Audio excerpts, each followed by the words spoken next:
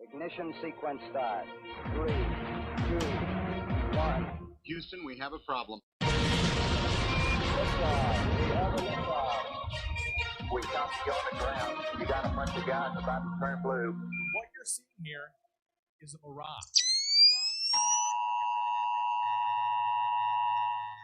This is a test. This station is conducting a test of the emergency broadcasting system. This is only a test. Welcome. This is the Jeranism show. Yeah. Yes, sir. Yeah. This is the Speaker's Corner, where we speak truth, seek truth. Speaker's Corner, yeah, they see through, we see you. Speaker's Corner, where the people get to talk, where real ideas and thoughts spark. This is all on the Speaker's Corner. 3 minutes hit the spotlight. Speaker's Corner, where 3 minutes gets your mind right. Speaker's Corner, where the people get to talk, where real ideas and thoughts spark. This is all on the Speaker's Corner.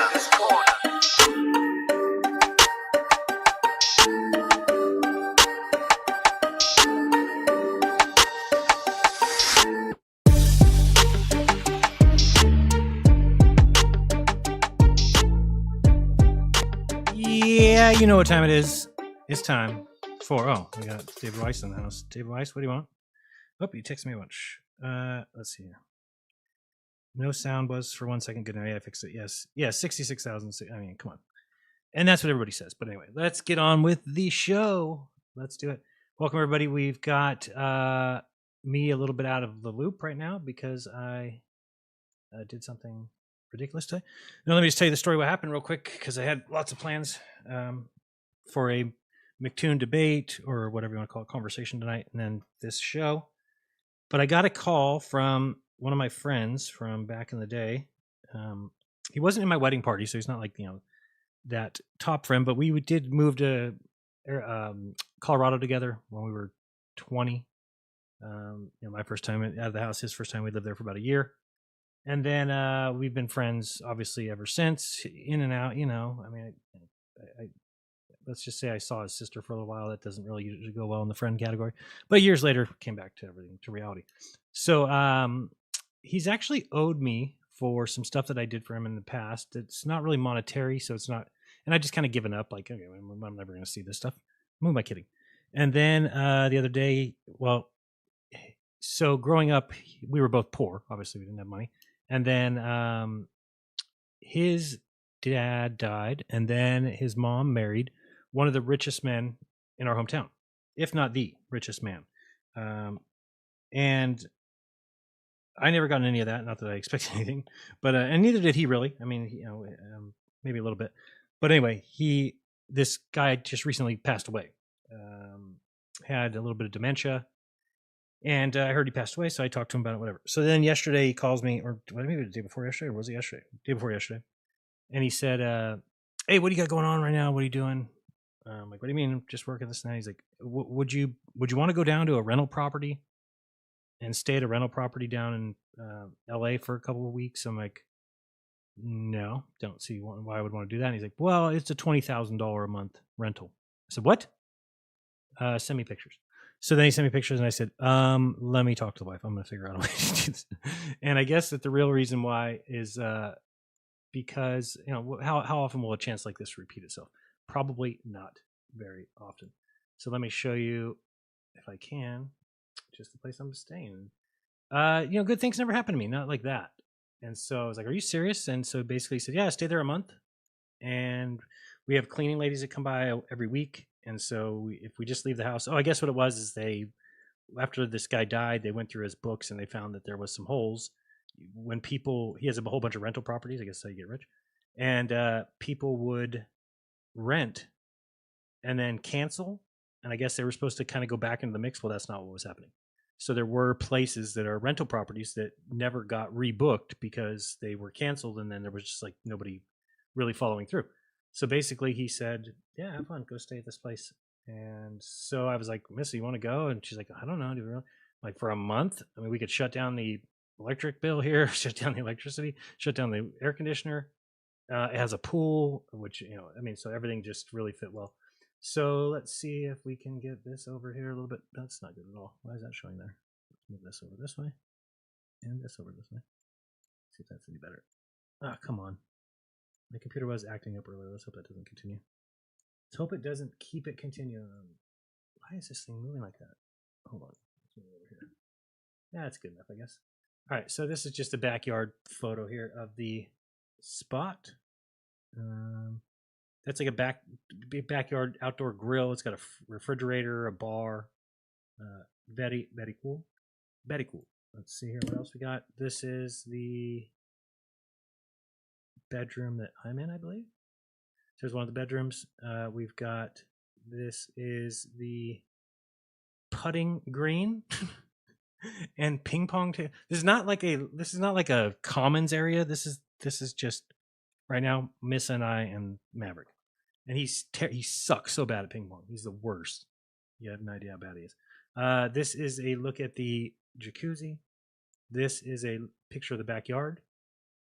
I am currently in this room here. If you want to bomb me, oh, you can't see that when I do that. Anyway, I'm in the far left there. And that's pretty much it. So, this is me trying to show you the backyard right now. Can't really see, but it was dark. Oops. So I was just showing you the pool. Whoops. Can you see that? No. It doesn't do it justice. You can't really see, but it's got the. So I've not swam yet. Can't wait. So anyway, until August 2nd, I am here. So I brought my stuff, and we're going to see how we can do it from here. I seem to get through. My computer's a little bit, it's got some issues I got to worry about. Oh, come on, will this thing go away? All right, let's get on with the show.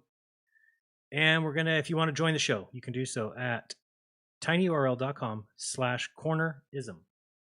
Once again, tinyurl.com/cornerism. We've got people here already. Let me see if we got the camera working. Again, this is all screwy because of... and they killed him! I don't even know if that'll work today. Let's see. Main scene with YouTube. Oh, that's not working. Main. What is all this mess? Good Lord, what is that? Hold on one second. I'm getting a really bad view here. Left StreamYard. And everything's backwards now. My monitors are backwards. I gotta fix all this tomorrow. Browser. Just gonna see what happens if I do this. What shows up on the screen if I do that? Why is there a ball earth down there? Oh, because that's the NASA scene. Where's that? Left Dave, left web camera thing. What? Sorry. Oh wait, moon background. Flag. Oh, I know what it is. All these things are. I know what it is now. They're there. It's just they're. How do you bring them back? Sorry, everything's in there. I have to reorganize the screen. But I can't do it right now. Can't do it right now. Let's go to the call board. Up first, while I try and fix this, we've got Apocryphon. Did I get that right? Yes. Enter the asylum. Hey, what's going on, dude? Good, you? All right. I'll just listen to that McToon discussion earlier between you guys. Yeah, I can't. I'd rather do it again because I had a whole bunch of things, and then I was flustered because I got to the house later than I should have. We, it took us it's like a 7-hour drive, and it took us like 9 because having a 2-year-old is always fun. And so by the time we got here, then I set everything up, and I was like rushing, and then I looked for the internet and I plugged it in, and then I sat here and the internet wouldn't come on. I had to call the guy over, like a whole hour of stuff, and then the guy comes over and he's like, "Where'd you plug it in?" I put it right there. He's like, "That's not the internet." I'm like, "What is that?" He's like, he called it something, a One device, he said the brand name, something One. It's like a Google Home or like a Alexa, but it's made by some the other Amazon company. one. No, what is that one called? It's called One. I'm just kidding. The Amazon one is where you pay with your hand for food and items. I don't know if you know about that. Oh boy, no, this one's called Sonos One. Anyway, it looks just like it looks like the what do you call it? The Comcast modem, and on the back is an Ethernet plug. So I plugged it in there, and I've been trying to run the whole computer for like an hour, and then the guy came over. He's like, "That's not the thing. It's over there." I'm like, "What?" So I look like an idiot. So anyway, yeah. So I just didn't. I was like flustered, and then we were supposed to start it earlier, and I kind of had already delayed an hour, and then I just didn't have time to get my bearings together. But I think if we do it again, I think that I can expose him for the incorrect way they assess evidence. Right Now, Right. again, sometimes they get things right, but most times what they're doing is they're just, the whole thing with the left-right curvature. I'm gonna have to come at that a different way. Sometimes I have to like reapproach it, but I'm like, how do you not see that if we can take photos of horizontal lines and then they curve, that we can no longer use that evidence at all? And he's like, well, no. What about when they don't, or or what about when Right. it's like, no, you're missing the point. If we can take a horizontal line and we can take a picture of it and then condense it and it makes a curve, then that negates all evidence. Everything. Right. Yeah. It's that simple. I don't understand why these guys can't evaluate evidence. So I don't want to, upset him or these other, where like, then they give up and stop talking to me. So it's more like, okay, let's kind of baby touch it a little bit, see if we can get there somewhere. And then it might get just to the point where I'm like, nope, not worth the time. But there's a No, couple I things. totally get what you mean. Yeah. Like, I mean, I've gone like live on, let's say like through Discord, and I put my camera. I have a round table in the backyard, Okay. and I show them, like, I put the camera right up to it, like on the base of the table, and I see. Do you see how it looks like it's on a ball, but it's just because the table's flat and round, and you're seeing it optically. You're just watching these two ends going down because it does look like it's on a ball, but they just don't get the hula hoop thing. They just don't. They can't grasp it. It's weird. Yeah, it's a very weird disconnect. And they want to say like, oh, flat earthers don't understand 3D. They think the world's 2D. It's like, what? No, none of us think the world is 2D. Like, I don't even know how that ventures into their mind. Like we all know that the world is 3-dimensional. Thank you. But we're just saying something completely different. But if we can't, oops, hold on. Make sure I want to exit now. Accidentally I clicked close OBS. That was weird. But I feel like we've got a fundamental problem to where we're just going to always be doing the same thing, banging our heads against the wall, if nobody will ever concede a point. And, we should be able to, if a point is made and you kind of follow it along, it's okay to be like, okay, that makes sense. But I think what they feel is that if they ever say that, they're admitting the earth is flat, right? Like if they ever said, okay, we can't take pictures and condense them and call it evidence, that to them, that's akin to them saying the earth's flat.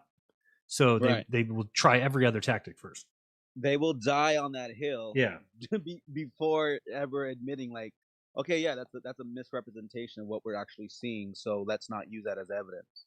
Right. Like he said during that conversation, he said something about, oh, well, if you could find that things didn't disappear bottom up, then that would be trouble for us or something. But if they make those kind of statements where it's like, it's like it like hurts your head because like, well, yeah, things don't always disappear bottom up. What do you mean? So there's boats that go out there. We've seen Wide Awake, and these other people do observations where boats go out there and they fizzle off into the distance. Right. So isn't that what you just said? That if things don't disappear bottom up, or you mean always? Like it's just so weird. Like there is no evidence that they would ever accept, and that may be just the lesson I'm going to learn with having a conversation with McToon. That maybe eventually I just learn, okay, look, they will never see the light, right? Whereas, well, I mean, I used to feel that there's a chance that I could see the light if somebody would bring it to me. And at this point, it's like, well, you know what? You've had 8 years. You've had 8 years, and I've gotten faked experiments from Stephen Hawking and faked experiments for Behind the Globe or Behind the Curve, having to lie about me. You've got nothing but fake optical illusions at the Salton Sea. Right, demanding that we do it in June and putting the stripes in a weird way so that they look like there's different stripes and there's not. And it's just like everything that happens, it's manipulated. Yeah, one way or another. Yeah, and it's just, I mean, you got two, and if we're gonna have two different sides that just call every bit of evidence different, then I don't really see the point. Because what we're doing then is we're just preaching to the choir, and then we're going out and doing experiments and observations that the choir sees, and they're like, yeah, we totally believe that's good. We're experiment. But what is the point of that if everybody already believed it anyway? Where are we really going there? So I got to figure out what if there is I mean, I got to a long time ago. I got to the point where I said, okay, Red's rhetoric is useless. They're like playing a game or something where they just like to look at me, I'm cool. I get a loud mouth and call people names, and I get this small following. And if that's what they want, more power to them. Then enjoy yourself. But for having a conversation or actually thinking that those people could ever possibly come to a new conclusion, I think with McToon, maybe I felt, because he's a Christian, that there might be a chance in there, but it's a different kind of Christian too. It's old Earth creationist one, right? So I don't even understand how you can be a Christian and believe in the universe. It just makes I no say the sense. to me. same thing. Yeah, it doesn't make any sense to me. How would you? So Jesus came and God, they really make it very important in the Bible that the earth is is the important one. But then they're like, oh, and by the way, we're one, there's one of sextillion stars, and the sun is only the third smallest star in all the Milky Way. All these things that tell you, like, okay, doesn't that tell you that you can't? But again, who am I to say what people can or can't believe? That's up to them. More power to them. If it makes you a better person, good luck. Yeah, there's a lot of discrepancies. I don't understand when someone says they believe in the science, but they also believe in God, and then say, well, how God would be so powerful he could do whatever he wants, and he can build whatever he wants and make it however he wants. But it just seems like then why is it so what's the word I'm looking for? It's propagated by a lot of people who don't believe in a God, and Right. a lot of atheists love to turn to science and then say, see, there isn't God because we can create life ourselves now. We clone things and we don't need a God anymore. So I don't know. It's very, very weird. It's very weird. I mean, it's as if I went and took apart the chair I'm sitting in, broke it down to the tiniest little bits, the little atoms and the little molecules, and then told you guys, okay, this is what it's made of, and therefore nobody created it. Like, what? Right. No, all you did was tell me what it's made from, but still the chair had a creator. Nope. Once I figured out everything that goes into the chair, I no longer need to invoke the creator. It's like just asinine. But again, at least McToon, at least he says, believes in God and believes in Jesus and believes in salvation and all that stuff. So, you figure you're getting a little bit better of a starting point there. But again, the problem with these guys is the schooling. Schooling taught them that they are smart, right? And they're not going to just relinquish that. They're not going to come. It's not as easy as it is for us, who maybe got sent to the office or told to wash out your eyes every day you come to class because they're too red. That's what I always got. So when you're that guy and you then see that they're lying to you, it's very easy to go, oh, they're lying about this and they're lying about that. Great. For somebody who's been told how smart they are from the authority, that's a very difficult step to take. Yeah, especially like when, don't get me wrong, McToon, if you just chop it up with him on the side, outside of the debate, he's actually a pretty cool guy. Don't get me wrong. He's cool to talk to. I don't go that far, but I'm just kidding. No, he's fine. He seems like he's just, we've had some conversations and back and forth, and he's been fine with me. He's never, again, now I know that in the past he may have said some stuff about me, but I get it. I said some stuff about people too, but I like to address people on a one-on-one basis and find out for real who they are, where it's very easy to make that decision to like, nope, this person's garbage, or you know what, I'll give this person a chance. Sometimes we don't do enough of that, and I'm open to that. Yeah. I know there's some things that I don't agree with that he's done or said, but I just kind of like, I just leave it as what it is and move forward, push forward. But for the most part, I totally hear what you're saying. You think like, well, this guy seems cool, he should be cool, and then get to talking, and there's just some things that you just can't. I guess we'll just agree to disagree. Yeah, I think what I'll do next time after watching it is I'm going to really lay out a nice list where things that I think should be conceded and even removed from his website, and then I don't think he'll remove them. I think it's just against his nature to be like, oh, you're right, I'm wrong on that. Just because he has an excuse. He has well, we could call it excuse, but he has a reason, if you will, for everything. So he has an explanation, a reason, like, okay, this is why I said it, or this is why I did it, or this is why I'm doing it, even though it's like, but it's wrong. But they don't see it that way. And I think that's what I want to point out, right? That's what I want people to see. Otherwise, it's not really worth doing it. But I think people could see that, like, okay, so I'll do a better job of showing. I don't know what my art program I just tried to open again. It's still not working. But if you draw for somebody those lines and you start condensing and show them, right, and then say, okay, so now I've shown you that we can take photographs of straight lines and squish them, and they make curves. So therefore, we can no longer use that as evidence. Correct? And if he just wants to keep arguing, I hope people see that. Like, okay, so you're because what they're basically saying is when the evidence matches what we want it to do, we want to use it. When it doesn't, then we won't use it. Correct. It's like, okay, guy, way to go on a limb. She's crazy. Yeah, it's interesting, right? Like the way they maneuver. They've learned how, if anything, over the years, they've learned how to maneuver even better than they used to. Oh, absolutely. And it's actually like taught to them almost, really, more than anything. It's like this is why they all employ the same tactics. And I think the other reason they don't want to they don't want to concede a point that somebody else is using, right? Like if Right. it's just like against their nature. Whereas I don't care if somebody asks me, Jaron, do you think, the Earth is going up at 9.8 meters per second squared? No, I don't. I don't care if anybody other than the flat earthers is using it. I don't mind that they're researching that, because I think we want people in all these different categories. That's how you can, maybe I'm not covering the Pac-Man sun, but maybe there's some Right, discovery right. there that, we need to know. I don't know. So I certainly am not the kind of guy that's like, don't research that, which there's a lot of people in this community that are like that. Like, you shouldn't look into this, you shouldn't look into that, and everything I believe is true, and what you believe. It's like just ridiculous. Let people do what they want. They'll come to the conclusions, and they might find something that you didn't find because they're looking into something you're not. Yeah, those who are meant to hear the truth and grasp it, they will. Totally agree. And those who aren't, they won't. And that's separating the wheat from the the shape right there. Right. I think sometimes we might even be doing a disservice, like by trying to wake those people up, because it may not even be in the cards for them, right? Like you have to actually want the truth. You have to be looking for it. And so you can tell the people who aren't, right? I mean, the people who show up in my Telegram chat and they're just, they'll ask you about something. Then when you answer it, they immediately just go to the next item. Never acknowledge that you said anything. Never acknowledge that it's just, well, how does refraction do that?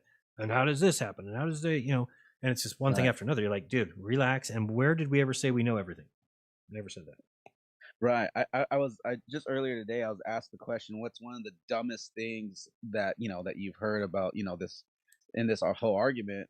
And I think I've come to find, like, one of the dumbest things that I've come across is their belief that things behind miles of obstruction, or let's say feet, however they want to say it, is somehow loomed up into your field of vision, but it was originally behind an obstruction. And that right there, I'm just like, if you can believe that, then you are still like Santa Claus living, right? And it's like the pick and choose one, right? Like every time we see a boat floating, they're like, oh, that's because the refraction lifts it up in the sky. Well, why do we never see Canagoo floating? Right. What's the difference? Like, you'll accept one, but then you're like, and then it's like that whole when I didn't get it out to McToon, but when I was talking about the helicopter landing, is that they believe that things behind curves are being lifted out of them and shown to you. So then how do you believe that there's a helicopter hiding behind such a small amount of, only 6 miles? So exactly. It's just, you can't have both. You can't have both. If things are being lifted up from behind horizons, then you would never lose a helicopter in 6 miles, period. Right. Exactly. Because they'll always be lifted up or loomed up.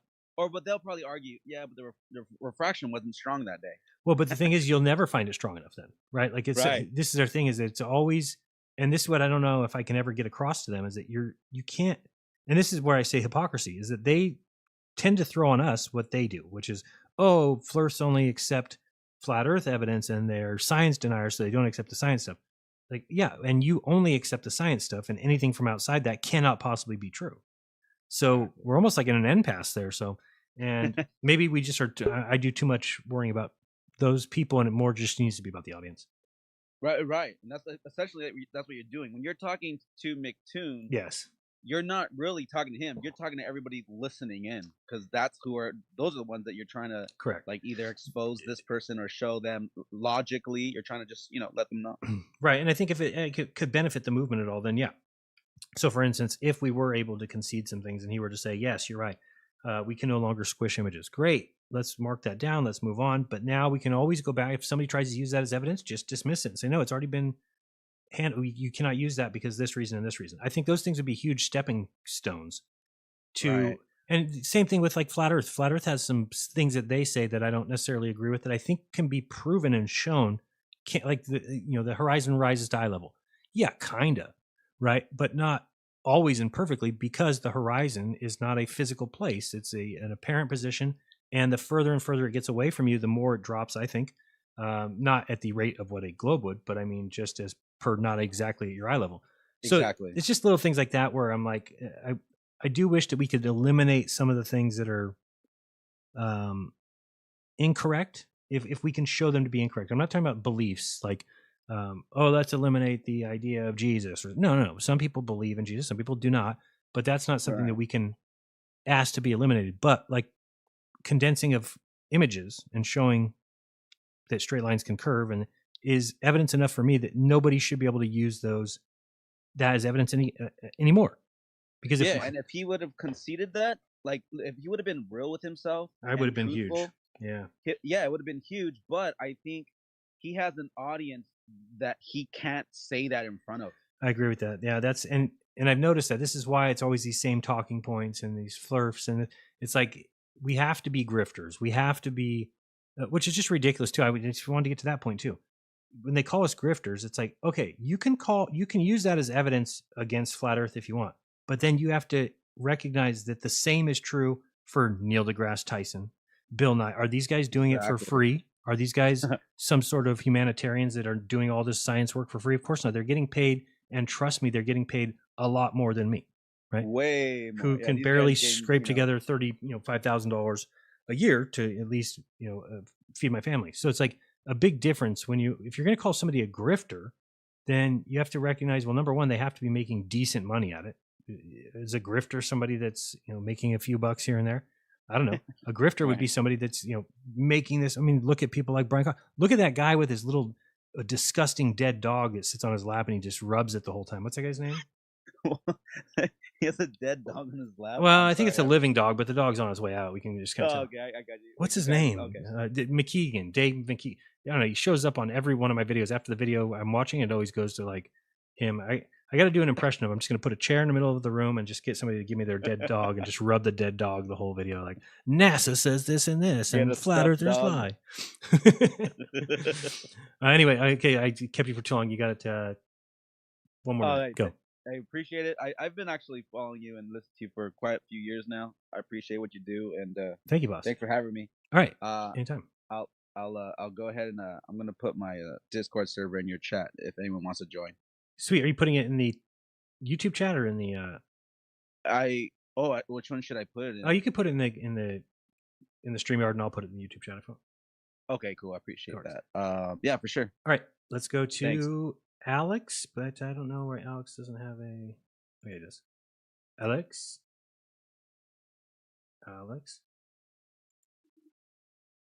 Hey, what's up, bro? What's going on? How are you? Hey, how you doing? Doing well, thank you. How are you? Well, thank you. Nice, thanks. Yes. Yeah, so I didn't listen to that whole interview with that person that you were doing it with, but well, you didn't miss it. I don't know. I feel like it's like a argument like on Twitter. Like, damn, there's just like so many like people going at it on Twitter. I know, it's like toxic. Like, yeah. I'm like, I honestly don't know who is a bot and like who's actually like a person. It's getting kind of weird on there. I think most of them are people, really, but I mean, there is some bots, obviously. But okay, yeah, yeah, but I mean, this is kind of what I was trying to show. Is at least can we still have conversations where people can see, or is it just going to be? And that's why we tried to do it structured, where we didn't even do it well, but basically have like a 5 minutes of topic and then switch topics. Because what happens is I'll try and watch somebody else's conversation, and they always get stuck on something. And it's like 2 hours of going back and forth with something, and everybody listening is just like, "Oh my god, knock it off!" And I feel like all these conversations go that way. So I figured, like, let's do 5 minutes and just move on to the next topic. But we ended up getting stuck on some topics ourselves. So obviously, there's people like to do that. Yeah, it's like honestly, I feel like it's like the same things. It's like refraction and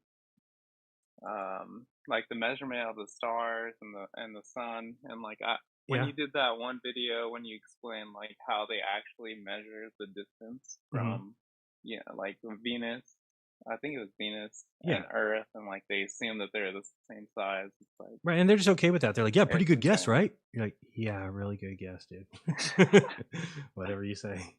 Great guess. You know, all the lights in the sky, and just that one, and it's the same size as Earth, and then we went up there, and what do you know? It was the same size. Amazing. Their whole story, their whole globe story is just a big fairy tale. I mean, from start to finish, from Aristophanes and the sticks and shadows. I mean, like, how did he communicate with some guy 500 miles away? How, that was a day's trip. I mean, did they plan this out? Then you have to be told, like, when they did these distance measurements of like speed of light and things like that, they had at the time pendulum clocks.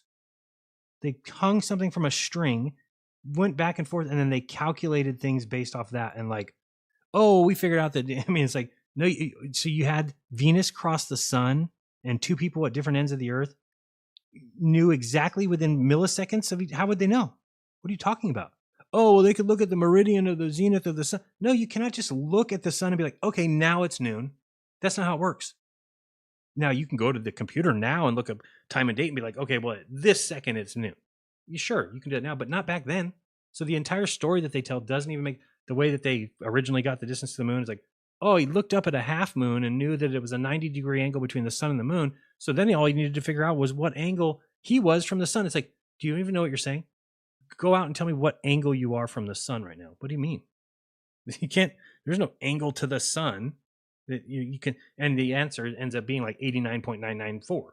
And then Archimedes got 87 and thought that the moon was 18 times closer than the sun. But anyway, it just goes to show you, and they celebrate that and they talk about how, but it's just all storylines. It's all meant to, the whole Library of Alexandria burning down. What a freaking story, right? All of humanity's information, all, like anybody would ever do that. Oh, we're humanity and we've got all this information. Let's put it all in one place. It's like, yeah, that's brilliant. Oh, it's burning. And they say it burned for 6 months. It burned for 6 months. Didn't anybody have any water? Didn't you go get a bucket brigade and go put out the fire at Alexandria? Now you just let it burn. Let all of our information. Now we don't know when the pyramids got here, and we don't know anything. It's just such a storyline to create a narrative that allows wicked and demented, power-hungry freaks to subject people to slavery, to get them to believe in things that aren't true, to basically give up on things. Like, they've now confused people so much that so many people are just going to have to give up on even thinking about things anymore, because it's like, now you just don't know anymore. Is this person a clone? Is this person a reptile? Is Joe Biden real? Does Joe Biden have 3 of them? Why does he have no earlobe? Why? It's just crazy. AI and all this shit. Yeah. So, I mean, and they're doing it on purpose, and why wouldn't they? Right. Right. Yeah. I mean, this is, so anyway, did I start your clock? Yeah, No, but, for sure, man. Thank you so much. Have a good night. Oh, you know anything else? All right. Have a good one. I was just going to say, go ahead. You got a minute. The fact that, okay, sweet. Honestly, I feel like the sun and the moon, honestly, like, kind of cemented it for me a little bit, just because the fact that they moved the sun back so many times. So it's like, oh, it doesn't matter if it's 93 million miles away or 100,000 miles away or whatever, it's like, it won't make any difference. It's like, what the fuck? What? Yeah, that's why when McToon was saying in his thing, he was like, or earlier he was saying something about, oh, well, they didn't pick 66,600 miles per hour as the speed of the sun. I'm like, well, that's your belief. What, did they calculate it? I mean, this is where people miss things. They don't understand that these things are not calculated. They are assumed, presumptive. They are needed, right? So a neutron star weighing 21 billion pounds, anybody should be smart enough to realize that's not a known thing. Just think about a teaspoon. What's the heaviest it could be? Not 21 billion pounds, right? But in order for their outer space to work and all these gravities and everything to pull the way they want, it still doesn't work. They still have dark matter and dark energy. It's just crazy. I don't know why they can't see. I really thought it'd be easier for them to look at, like, holy smokes, wait a second. There are some weird conclusions being drawn. The fact, I forgot what they say about the gravitational waves, that it moved a string that is like 2 miles long. They put this string, it moved it by 1/100th or 1/1000th of the width of a proton. What? What do you mean? That doesn't even make sense. The width of a proton would be way less than an atom, which is even, even if you believe in that. And then 1/1000th of one, how would, just the Earth, it would just do that naturally. It wouldn't have to be pretend like you would know that's gravitational waves. Anyway, I do have to let you go. We got last thing. Okay, go ahead. Last thing. Have you seen Owen Benjamin going off on Twitter?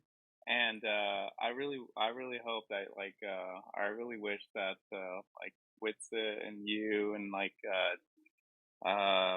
Dave would I don't know, like, I don't see you guys active on Twitter, but I honestly feel like it'd be a waste of time, honestly, because it's just like a bunch of like trolls and bots. But last thing, Flat Earth Dave on that health kick looks great, dude. Like, looking great. But yeah, thank you very much, man.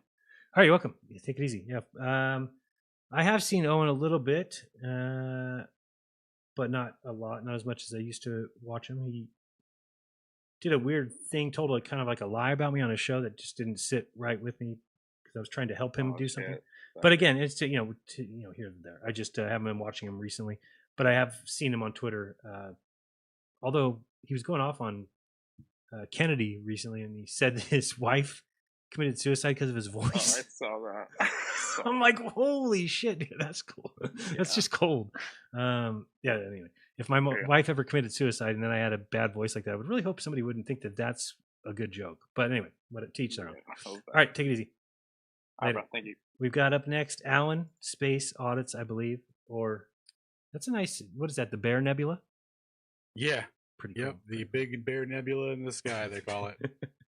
Let me get the clock going. What's up, my friend? How are you? I'm good, brother. How are you? I got I got a great little presentation here for you. If I could Sweet. share How long? my screen. No, I don't even need to do the clock because the clock's messing up right now. Yeah. Let me see. Share screen on there. Why is this not working? Reset to 3 minutes. Oh, maybe it's to stop this one first. There we go. All right, so I see you now. Let me add you. Okay. It's in Chinese. Oh, what's that? It looks like it's in Chinese. No, it's in English. Oh shit, I was trying to get better to look at it. Wait, remove. Where is it? This one? Okay. I will kind of zoom in on it a little bit. And you should be good. I can zoom in a little more. Oh yeah, that'd be it. How's that? Yeah, now we can see it a little bit. We can read it better. Okay, cool. So this is proof of an absolute reference frame, proof of a preferred direction for the propagation of light. All the etheric effects that we've been hypothesizing about recently are kind of coming into fruition and how they've obscured this. So you know how we're often told that GPS is the greatest proof of special relativity, and without accounting for special relativistic effects, GPS simply wouldn't work. It would be inaccurate if they weren't accounting for time dilation, length contraction, and all these sorts of things. Lies. Right? Right. Atomic clocks coming out of sync at different gravitational potentials, right? Mm-hmm. So here we have a paper from 2002 from a guy named Ruyong Wang, and I've been looking into his work recently. He is the same guy who linearized the Sagnac effect. So for those of you who aren't familiar, the Michelson-Morley effect, the Michelson-Morley experiment, they say, was a null result, and that the speed of light was, shown to be invariant, and that the experiment was due to instrumental error. And now modern interferometry, tends towards zero as well. But there's reasons for that we can get into. But anyway, so they do have the Sagnac effect, right? But they say that because the device is rotating, that it's a non-inertial frame, so therefore special relativistic effects don't apply to it. So the first two postulates of special relativity being all inertial reference frames are equally valid, and that there's no preferred reference frame. And the second postulate is that the speed of light is invariant in all reference frames, independent of the motion of the receiver or the thing emitting the light source, right? So they got this framework here based on reference frames and all this, and GPS absolutely demolishes it. So here we go with a quick introduction into the mathematics that they use for calculating distance in GPS. So this is the range measurement equation. It is the absolute value of R sub R times T sub R minus R sub S times T sub S equals C equals C times T sub R minus T sub S. And what all these are, T sub S is the instant of transmission of the signal of the source. T sub R is the instant of reception of the receiver. T sub R sub S times T sub S is the position of the source at transmission time, and R sub R times T sub R is the position of the receiver at reception time. So what you're going to notice here is that this isn't calculating distance, this is calculating the time interval between when a signal is sent and received, and then they're subtracting that from the speed of light. So to quick recap on what exactly that means real quick, I'll just jump ahead and explain that while the range equation is fresh in everyone's head. So the range P, the absolute value of the reception time and the receive time, is not the distance between 2 points in the traditional meaning. Traditionally, the distance between 2 points is the distance between 2 points at a given time. So that would be d sub 1 equals the absolute value of basically the same thing, and that would be how they would derive distance. And the range p corresponds to the distance of the transmission of the satellite at transmission time, t sub s at the position of the reception antenna for the receiver, right? So basically what they're doing here is they have a preferred coordinate system where they're subtracting the speed of light. Now, interestingly enough, electromagnetic wave propagation that goes west to east propagates faster than electromagnetic propagation going west to east. I'm sorry, I said that backwards. West to east is faster and east to west is slower. West to east is faster. What? It propagates faster. Okay, gotcha. So they're saying all things light, radio waves, everything. Yeah. Okay. What he's saying here is that the speed of light is faster in those directions. So when they take the local Sagnac effect in like a little interferometer, right? They're saying like this is like an isolated event or whatever kind of thing. But then here they are accounting for this same effect in GPS, right? So this is the large scale application of that, right? So to continue on real quick, so the preferred reference frame for this equation is what's called the Earth-centered inertial reference frame, and what that is, that's the perspective of being at the center of the hypothetical globe, right, where you're not experiencing any rotation and no motion of the Earth, right?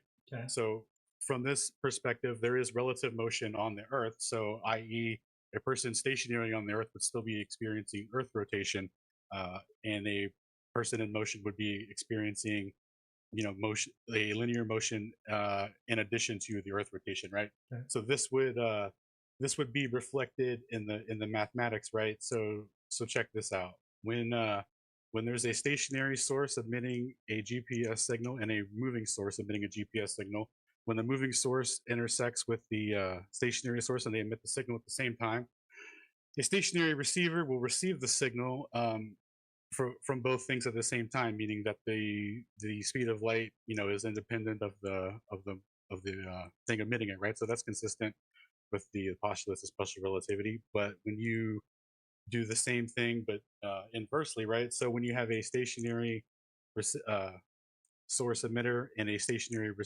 receiver and a moving receiver, and the moving receiver intersects with the stationary receiver and a GPS signal is sent at that moment of intersection, the stationary receiver receives the GPS signal first and the moving receiver receives it second.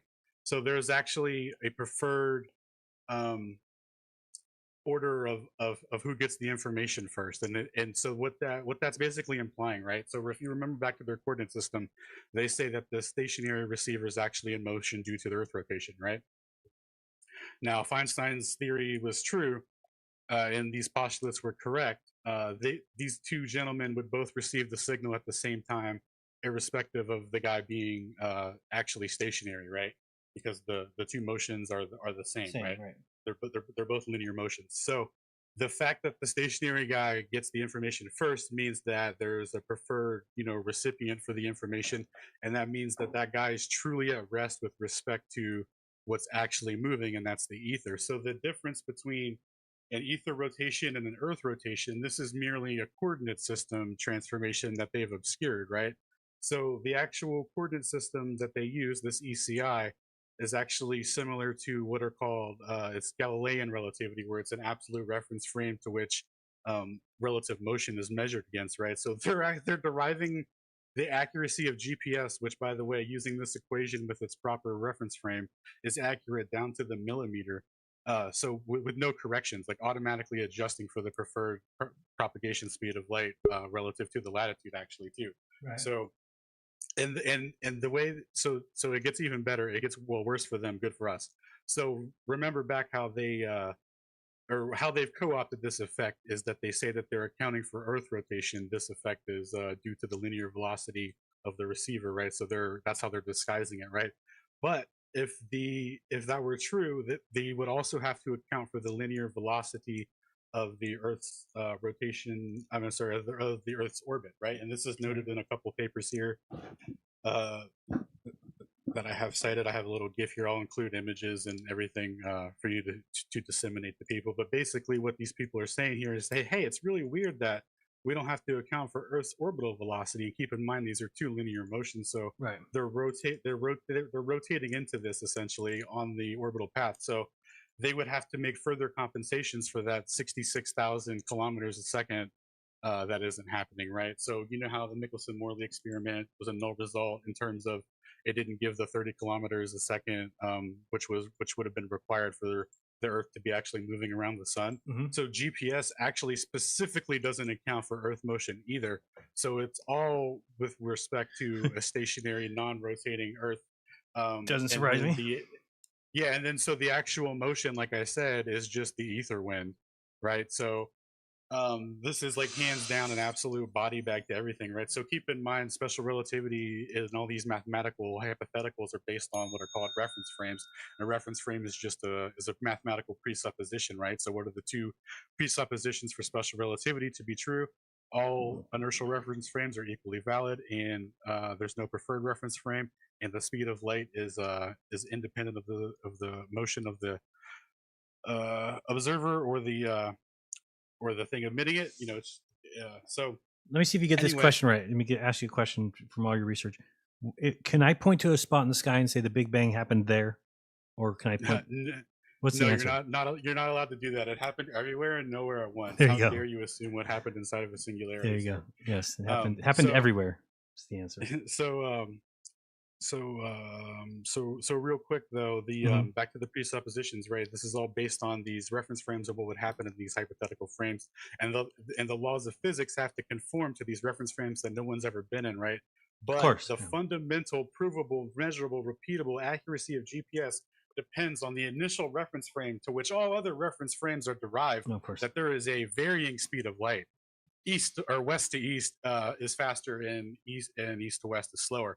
So all the people that were thanking Bob and all these things, like this is like this not only refutes their framework for the interpretation of light, like it's very easy to understand. So even where they'll get into quote unquote explanations of trying to interpret the Staniak effect through relativistic means, it's already invalidated. It's already bye-bye. It's already gone. We provably, like, GPS works off of this technology. Yeah. To deny this this is the ether, and they covered it up by saying it's Earth motion. Like, this doesn't make any sense in their paradigm. They would have to account for Earth's orbital velocity, and it would even that could even account for water actually going down in the opposite direction in each area. I know it doesn't happen. I mean, I know that we haven't seen it. Well, no. So check this out. It absolutely would. So if there's an ether vortex at the center of the North Pole, right? So assuming like a Gleason's map, for example, there's an ether vortex extending out over the plane from that. When you're at the Northern Hemisphere section, right? That's going to experience a translation of motion in accordance with or in accordance to the west to east motion, right? Right. And then as you get further out on the plane, the ether vortex is going to be higher. So there's a loss of that translation of motion. So as it gets closer to the ground, that loss is going to create a counter rotation, right? Yeah. So that's going to produce a literal Coriolis effect in the tropical storms. Like, so for something that's really big and high in the sky, it's definitely going to get a translation of motion effect that would definitely cause that. So when people are like, storms, you have a preferred, clockwise, counterclockwise rotation in their respective hemisphere. Yeah, they absolutely do. But the same exact thing would happen with an ether vortex and an ether wind, with being the translation of motion of that vortex. So these effects are indistinguishable from what they call so-called Earth rotation. And as I said earlier, it's a mere coordinate system transformation to hide ether wind. And attribute it to Earth rotation, and that's what they've done. Like, I'm reading these papers here. Like, for example, this guy. So similarly to how I'm saying that there's a stationary, non-rotating Earth with respect to a rotating ether, when this guy's trying to fit it into the heliocentric paradigm, he's saying maybe there's a local stationary ether that's entrained with the Earth, and then the Earth is rotating through that, and that's causing this varying propagation thing. And then because it's localized to the Earth, that explains why they don't have to account for the orbital velocity. I mean, they're effed, bro. Like, if people understood, if like more people understood, got out on that, like, it's literally like their whole framework is gone. It's gone. And this isn't like cherry pick citations either. So these are different papers here for this one. I have 4 different citations for this one.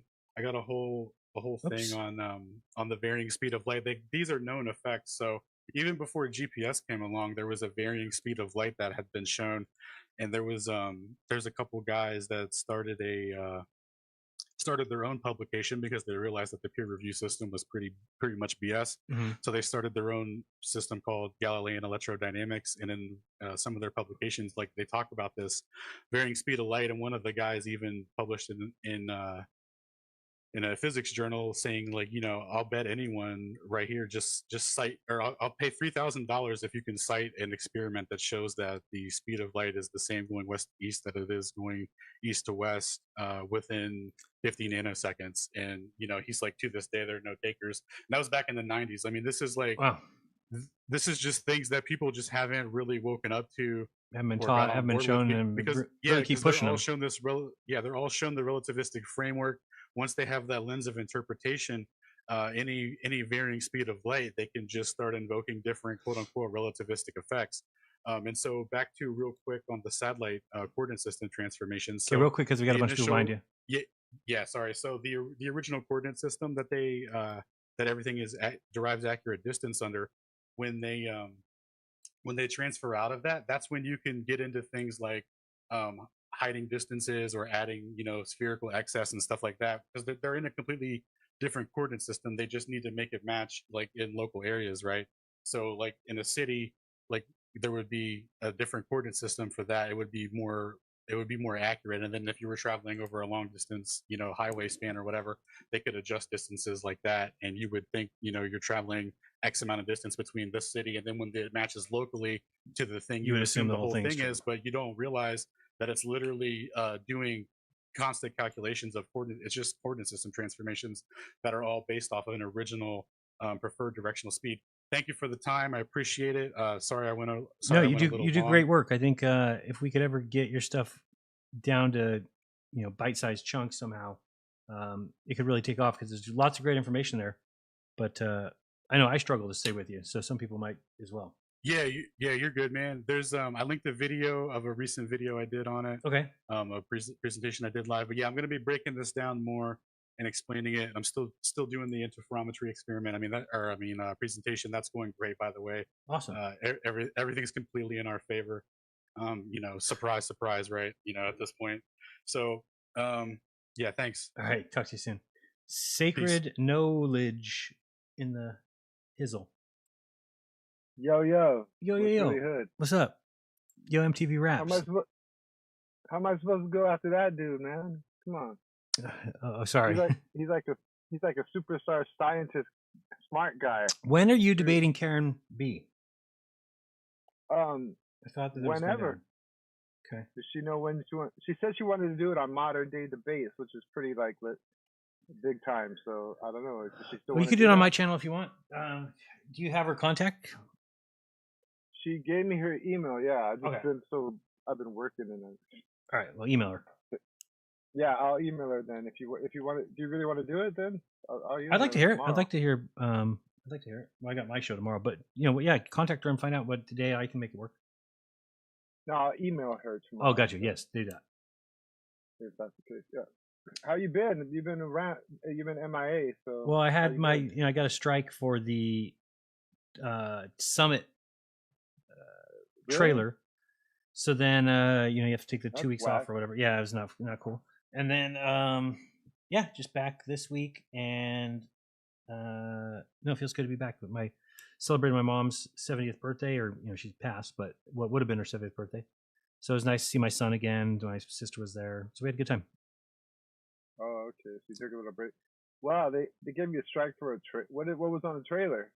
That guy foundering doing that song "Speed of Science," where it says, did that jab ever work? Oh no, it never. So obviously, they consider that medical instrument, but it was stupid. I wrote back to them. I said it's a parody. It's a guy singing a joke song. They didn't like it. So anyway, I'm starting your clock at 3 minutes. Why does this clock keep starting at something else? Let's try that one. Okay, go ahead. It's a battle of symbols and images.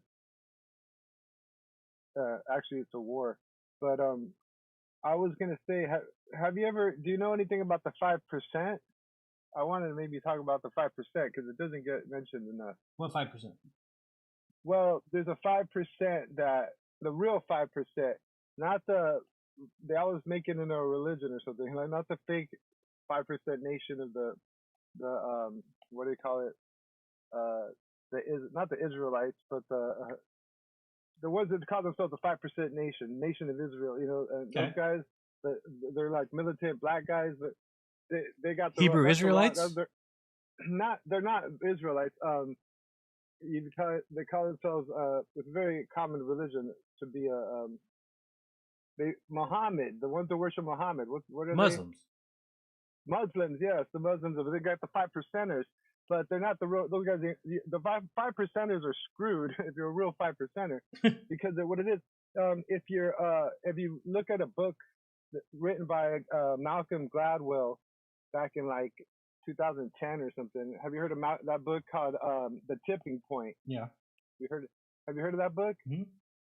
The Tipping Point was a really awesome book, and even the Roots named their album after it. But it's about the 5%, the tipping point, because what it is the corporations and them and the government really pays attention to the 5%. There's 5% of the population different from the rest of the 95%.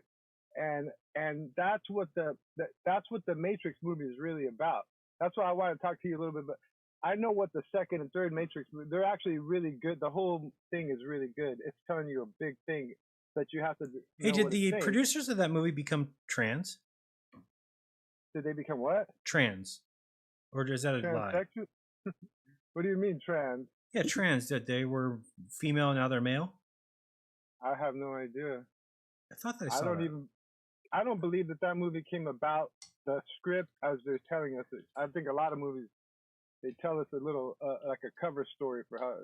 Anyways, I don't want to get into all that. Sorry, go ahead. I don't know because they say this one lady wrote it and that they stole it from her or not. I think the whole thing is just another cover story because that movie is very specific. They put it out. They had to put that out. They have to put out all the certain things, and don't you remember was it Brothers, right? Brothers made the movie. Yeah, but they also said but now they're sisters.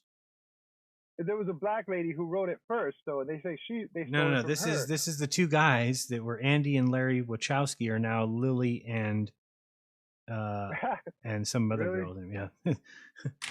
Anyway, the sisters are both trans women. The odds of two sisters becoming trans and it being something other than a social thing or is impossible. Right? Well, the point I'm trying to make is that movie's already been put out before in other forms. So it's something that they program the people through movies, especially sci-fi movies. Okay. They're telling you things, okay, like Star Wars. They're telling you things, but even though it's fake, the whole heliocentric thing is fake. But anyway, that second Matrix movie where Neo goes and talks to the architect, and the architect, if you study what he says, it's very revealing. If you've actually talked to the architect, that the whole thing is telling you something that really happens in real life. So anyway, the 5% is how they control the world. They've cut the head off the snake. They've taken that's the missing capstone from the pyramid. We are the 5%, okay? And what it is we are basically the ones who are. Well, the corporations study the 5%ers. They don't care what everyone else is doing. They're the trendsetters. They're the ones that do it first. And then you got the 15% below them, who are kind of like are braver. That they're not like the rest of the 70%, the sheep, but they'll pick up on what the 5% do and they'll mimic it, and they'll even though it's not accepted yet. Then after they take it, the 15%, then the 70% will. That's okay for the 70% to catch. They'll do.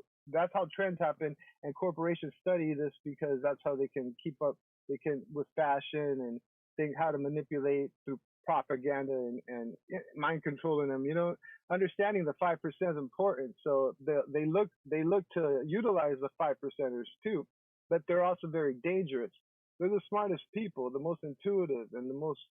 I don't know. They're the ones that they monitor and target and track. They have to track the 5%, but that's what the Matrix movie is really talking about. he says it's a, otherwise it would be a, hold on, otherwise it would be a otherwise symphony of mathematical precision. Your life is the remainder of what would otherwise be a symphony of mathematical precision, but it's not without a measure of control. So he figured out a way to deal with the 5%. And he figured out, so that's what's going on. The 5% should be the ones who make all the decisions for society. And I'll tell you what, this is what I figured out. The bums, a lot of them, the people who are on the street, those are very advanced, talented people. A lot of them, they're just really messed up. Some of them are not. Whether it be satanic ritual abuse, trauma, very sexual trauma, they were traumatized through abuse at a very, very young age, all that kind of stuff. So through MK Ultra, it's about shattering the cerebral cortex before it reaches the age of development, full development. If you can shatter at a young age, you can program the person. So give me a child till 7, and I'll show you the man. Yes. All right, we got to run. We got a lot of people behind you. All right, so I just want to say, okay, if you're a 5%er, know that it's I'm a 1%er. Actually, even less than that. 0.1%. Exactly. No, well, there are some super geniuses, and they gotta hide out. Oh yeah, that's not me. Not claiming to be that. Not claiming to be that. You might be a real threat to the government. You gotta be either Thank you, super chats, or controlled. I'll read all those here in a second. All right, thanks, Sacred Knowledge. Appreciate it. We've got. I'm a little worried about this one, but I'm gonna have a quick finger. Jerry is the name. Yeah, it's Jerry. Oh, okay. Scared me. I'm in Delaware. I'm 65. Hello. How's Delaware? My son's over there. Keep it to Cliff Notes. Okay. Start your clock for you. Thank you. I am a ghostwriter for Star Trek, Howard Stern, and a lot of classic rock hits that you've heard since the 1980s. Well, I designed the Mars rovers in '87, sent the drawings to Gene Roddenberry, along with a lot of free ghostwriting material for, I created Predator, Deep Space Nine, Voyager. I wrote a lot for STNG, some other series too, movies like Generations. Very cool. I contributed to a lot of stuff free, but the Mars rovers went up in '97 and 2004. Those are the ones that I designed. I named a lot of the orbiters too, but that's beside the point. The main focus is there are people on Mars. If you think of Gulliver's Travels, it's the best. And combine Gulliver's Travels with Island of Dr. Moreau, so there's lots of hybrids. But anyway, there's people there approximately 6 inches tall, very skinny, and up to 5 feet tall. And then supposedly astronauts reported Mars astronauts came here that were 6 foot tall. But from what I've seen, I've got pictures online, about 200 plus pictures in DeviantArt. You can look under Jerry, Jerry, Lehane. Say it again. Jerry, Lehane, and the number 3. So it's Jerry Lehane 3. Okay. In DeviantArt, and you can see the 200 pictures. If you just Google my name, Jerry Lehane, and the word Mars, you can see about 20 of those pictures. When I say Island of Dr. Moreau, there's a guy that looks like a wolf man. He's just a hairy guy. There's people that wear light clothes, hats.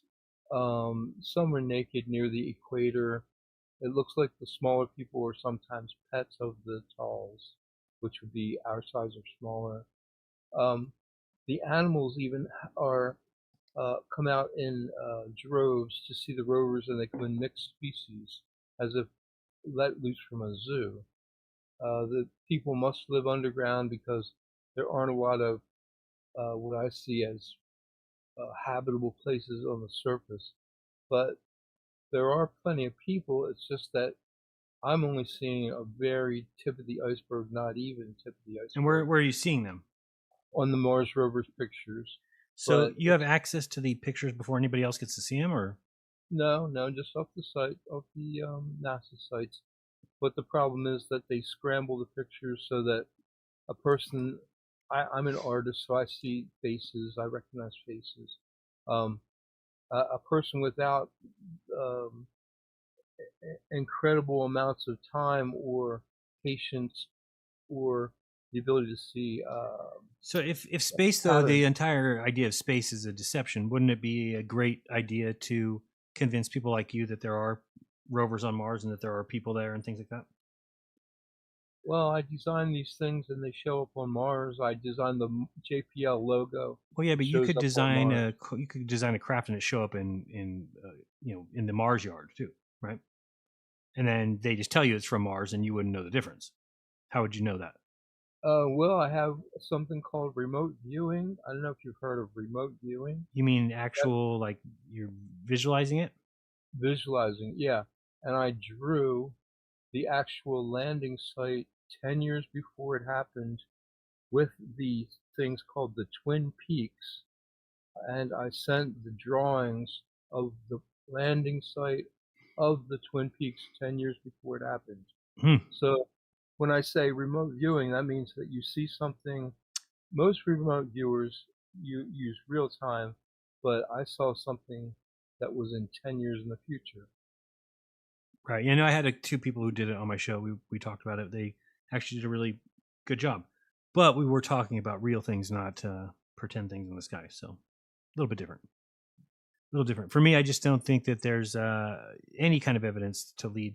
Even if I saw things remote viewing, I would never believe that until I would confirm with my own self that I'm actually seeing things that are actually on Mars. Well, just because somebody says 10 years later, oh, well, this is where it landed and it happens to match my drawing or my idea from 10 years ago, which is crazy to me that you would even keep that drawing. How would you even remember to do that? But again, no, I gave it to NASA. You gave the drawing of where it was going to land, a remote viewing drawing? Yes. Yeah. So NASA was utilizing remote viewing 10 years ago? Oh, that's beside the point. They've been doing it for a long time. Remote viewing's been around for a very long time. Yeah, I didn't know that they were using it for Mars. But according to what you're saying. There's other things about Mars that the military have done, and they've been around since at least World War II. The alien technology is what's going to take you to Mars. Rockets, aliens do not use rockets, basically.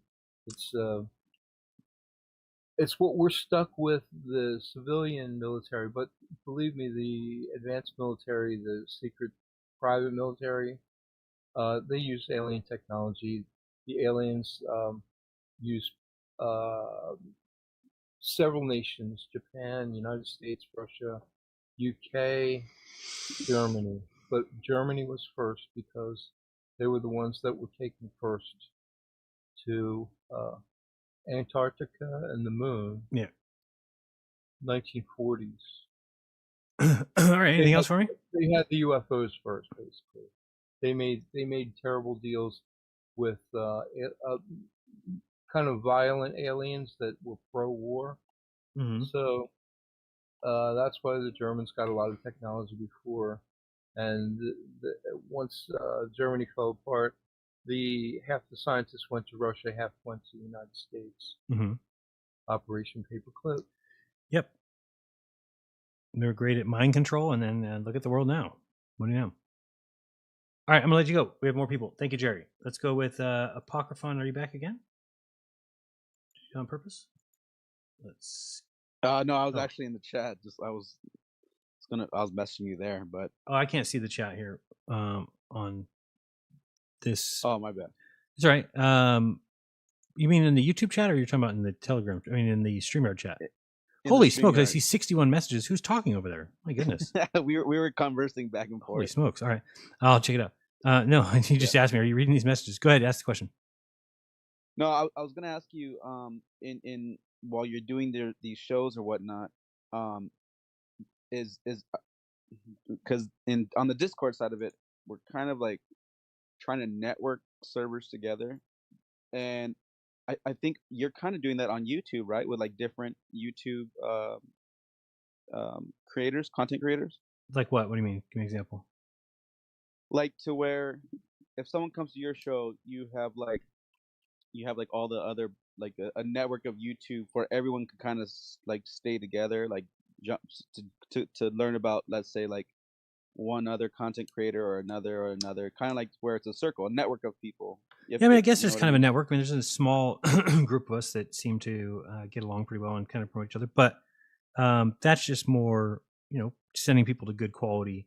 It's not like a paid thing or people have to, ask for it. It's just like, I like Austin's material and I, so I, tend to mention him a lot, and I like other people's materials. Phuket Word, I just became a patron of the other day because it's just always go to his material.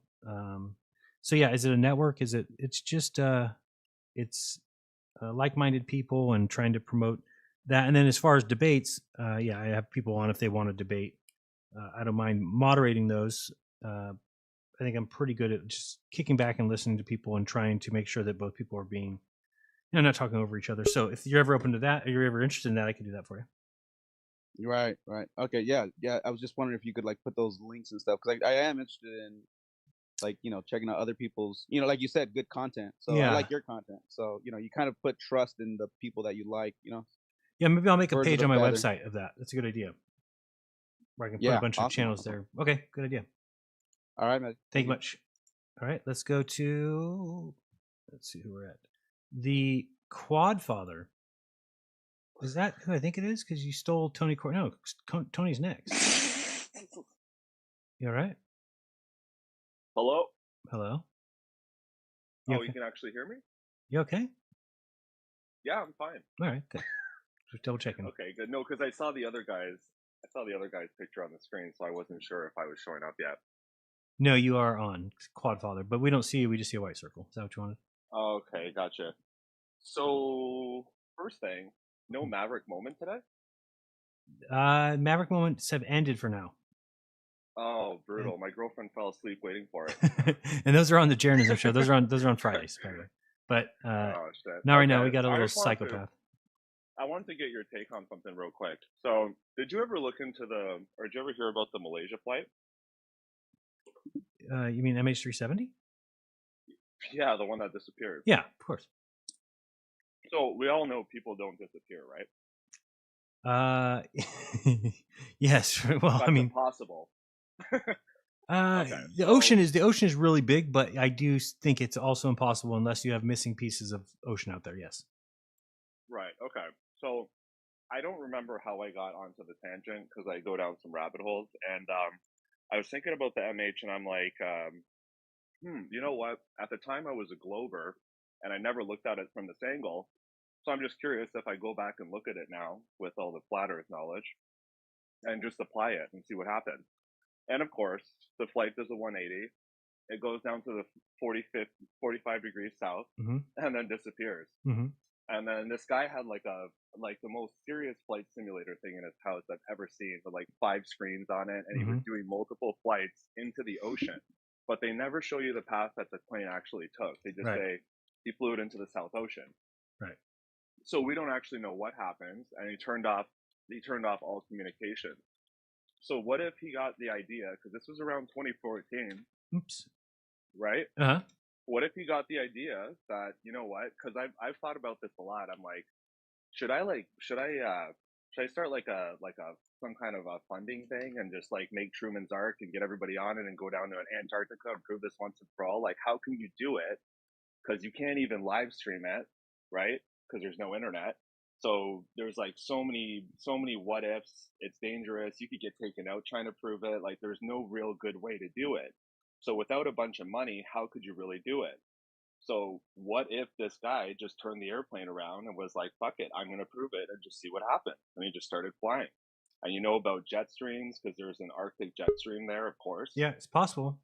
I don't think you would do that with a bunch of people, but that's just me. I don't think you would do that. Well, I mean, yeah, I guess, but you could just land in Antarctica it wasn't that far off. He was already down at like 45 degrees south, because they won't share any more information other than that, right? Yeah, I mean, I think I looked So into we it. I don't thought know there what. wasn't enough gas to get there, but I can't remember if that was. So or they not. lost communication, but he was flying for like 6 to 8 hours. Oh, right. They say, and we don't know the speed again, because he could have jumped into a jet stream. And I Right. looked at the jet streams around that area. The only thing I haven't done is like go back and look at that day's jet streams to see where they were and what direct, because you can actually think- look that stuff up. Yeah, I think that the plane just dove into the ocean at a place where they don't track it. They don't do. But there's no, but that's not a fact. What do you Like, mean? that's a good hypothesis, but no one's ever found a piece of the airplane. And what's crazy about it is like Correct. even the black box, there's a guy who gets paid like huge money all day trying to destroy a black box. Like he like blows it up, he drops like Right. 10 tons on it, they like set it on fire, and like it is impossible to destroy. Okay. And you can even see it up to 14,000 kilometers deep, or feet. No, it's feet. 14,000 feet deep, and the ocean there is only like 13,000 feet, they say. This is their map again. So it's like I can track a shark, or I can find my cell phone, but they can't find a 747. And the other thing is, that's like a military zone. So they're always flying and like doing like training exercises. They have all kinds of bases along there. They have like radar buoys. There's no way that nobody knows where 300 people went. Like, that is ridiculous. And they've never gotten any answers, and they just closed the case. And nobody's looked at it from this angle. They said, oh, it could be Russians, it could be this. Like, nobody has been able to crack that. No one's found a piece of it. And the one piece that they found, the flapper, there was no serial number, so it was something that was like decommissioned. So it was like an old airplane. Yeah, I just thought that was interesting. Very interesting. Yeah, I mean, checking, because there's a boat, I can't remember the name of it, but a boat got lost for 3 days looking for it, and I think it's because there is a section of water in the Southern Ocean that is not tracked, is not part of GPS. It And was the largest search in aviation history. It was Right. the most expensive search in aviation history, and it's the most people that have ever disappeared at once. right. That's fucked. Yeah, I mean, And like, not a single person, not a single piece of it, no shrapnel, nothing. There's no oil on the top of the water, like nothing. And they were up there with like yeah, helicopters. but I'm everything saying you could you're think of. missing the point that it would be in an area that people cannot go to because the GPS. What do you mean? So if you take a piece of paper and you wrap it around a sphere, what happens? The piece of paper has extra pieces, right? You can't wrap a flat map. Okay, so when you do that, if you were to have a flat Earth and you wrapped it onto a sphere and created a globe, you're going to have extra pieces of paper that you need to do something with. Well, you can't do anything with land. You can't. Land is land. You're not going to be able to convince people or confuse people that there's land when there's not, or that there's not land when there is. But what you can do is you can eliminate sections of ocean, and then you can design GPS around the missing pieces, meaning that the missing pieces exist in reality, but not in GPS. And all that would do is if kind of picture like, picture your house, let's just say. But then why wouldn't they search those areas that are missing? Because Like, if they're like, okay, they don't know they search all these exist. areas that we know. No. So again, like imagine that you right. Good point. Right. So imagine that you're going to map your town, and that there's 3 alleyways that you don't want to map. You don't want people to know about them. You could create a GPS so that it always sends a person around that alley. They would just never know that the alley exists. So if somebody got lost, if somebody got raped, So you think it's more or less like it's crashed or was crashed. that's what I think. I think that makes more sense than people they took off to Antarctica or to the southern, because they wouldn't even have had enough gas to get past Antarctica, and then all those people got off the plane. So just that to me, I kind of start. Well, no. Like they could have had enough gas. This guy was like, so he already had like 100,000 hours flying this plane, and then on his weekends, all he did was fly over and over on Flight Simulator, practicing that. Right, but he was in a commercial airline. He was in a commercial airline with gas already. Those things are already determined. I don't think you can just be a pilot and be like, put extra gas in for me. But you know how it works. Like, they went on the news and they're like, okay, he could have like 6 to 8 hours worth of gas to fly this thing. And like, judging by like the speed that airplane goes, like he should end up somewhere in the ocean. But we all know that that's not how fast those planes can go. Right, they can go a little bit And faster. if you hop in a jet stream, right. So like, you don't actually know where that landed. It could have landed further. Could have. Like, I mean, what the if thing that is was about jet streams, though, jet streams are circumpolar, right? They're not, you're not going to have a jet stream going north-south. So you're not going to get extra speed headed towards Antarctica. You shouldn't. Again, the hard I've thing thought about saying that, this, you don't and know. okay, think about this. So let's just say they said shoot it down. 'Cause I thought about that too. Who's going to do that? Like, if you were in the military and somebody said, "Okay, Jaron, shoot down this plane," No, I don't think anybody shot and down. with 300, right? So I don't think it was shot down. But if it wasn't shot down and it just crashed, why would they want to cover that up? And I don't think they want to cover it up. They said, and no, wait, I don't think they want to cover it up. I think that the plane crashed in an area that doesn't exist in GPS and that radar doesn't keep track of, and it exposed the fact that if you have sections like that, then these things will happen. And then I found the article. Well, either way you look at it, then they're hiding ocean. Yes. Right. And or could possibly be have islands. No too. idea where the fuck that landed. True. Or Either way you look at it. Yep. Either way. Either way is either way. There's deception there, right? There has to be deception. Right. And like I looked at it from quite a few angles, and it's just funny because when I looked at it like with this idea in my head, it's just funny that of course the airplane went that exact direction. Like why would he do that? It's just odd. So I guess I did see something that says they showed up. They found a bunch of shipwrecks. I didn't know that. Yeah, so there's one guy who went to a beach because somebody on Facebook told him to, and then he found a bunch of pieces. And it's the same guy who found all the pieces. Yeah. After a 4-year search where they spent millions of dollars and nobody found anything, this guy just like stumbled across pieces. And then the one official piece that they found, which was a flapper, they said, "Yep, this is it. This is from a 747," and it was. But then some lady actually looked into it, and it was missing a serial number, and the serial number that they ran, it matched one of 12. So it was a decommissioned piece. That's not from a plane. That's not, because they take the serial numbers off them when they take them out of service, and then they just like scrap them, right? So it's like somebody took that and just threw it there to like throw everybody off. Because once you have a piece of it, then it's like, oh, okay, well, it crashed. But it actually wasn't a serial number on it, so you can't actually say that that was 100% sure from that plane. Right. No, I wouldn't say that. So there's no official proof of what happened to anybody on there. There's no answers, and they ended the search, and then they basically told everybody that their families are dead based on mathematics. Right. Like, they did the math, and they're dead. Like, that's the first time that 300 people were declared dead. Did you ever hear the Diego Garcia story? No. So look up Diego Garcia and MH370. There was and as far as I can remember the story, there was somebody's cell phone that was continuing to ring for days after. And I heard that too, and then it showed up on some, like, because there's some island there where they do testing. Yeah, like it's called Diego Garcia. Thing, but okay, yeah. So I have heard of that. And they were in some sort of airplane hangar or something. I've never seen any of this cell phone footage. I've never I don't know if there's cell phone. You know what I mean? Like, yeah. It's one of those stories. But what we do know is when this whole thing happened, some people were trying to call their families, and it wasn't hanging up. It just kept ringing, which that doesn't make any sense. Right. And then somebody's family actually called them the day after it went missing, and the girl was like, "What do I do? What do I do?" Some Asian lady. They have it on video, and they're like, "Answer it." And when she answered it, it hung up. And then they asked to triangulate it, and the government said they couldn't. Yeah, I've heard that. That was the one I thought that they said they thought were Diego Garcia. That's so ridiculous. That's so ridiculous. All right, let me go. I gotta let you go. We got. I'm not doing very well on the time tonight, but I appreciate the call. That's good stuff. Good. I think. And great show. Keep it up. Love the info, and appreciate it. That's all I got. Love to hear from you. All right, let's go to all right, Tony Coriolis, who's ready to go to sleep. It looks like, but I'm gonna wake him up. Tony, what's up? Hey, dude. How are you? Can you hear me all good? All good, except for there's a big old box in your head. I'll get that off there. Sorry. There we go. Okay, no, it looks kind of cool on the main screen. Oh, I don't know that. Move this a little bit that way. No. What's up? What's going on? What's the haps? What's the good word? Yo, not much. So, okay, listening to the last couple calls, what Sacred Knowledge said on how it was a black lady for the Matrix? It was. I'm pretty sure. Yeah, I don't know. Look it up. Whatever I just said, the Wachowskis or whatever. There were 2 guys and now there are 2 girls. I think, or vice versa. Yeah, I think it was like I forgot the lady's name, Sophia something. I don't know. But did you happen to see Dave Weiss and Karen B went on Kill a Priest podcast?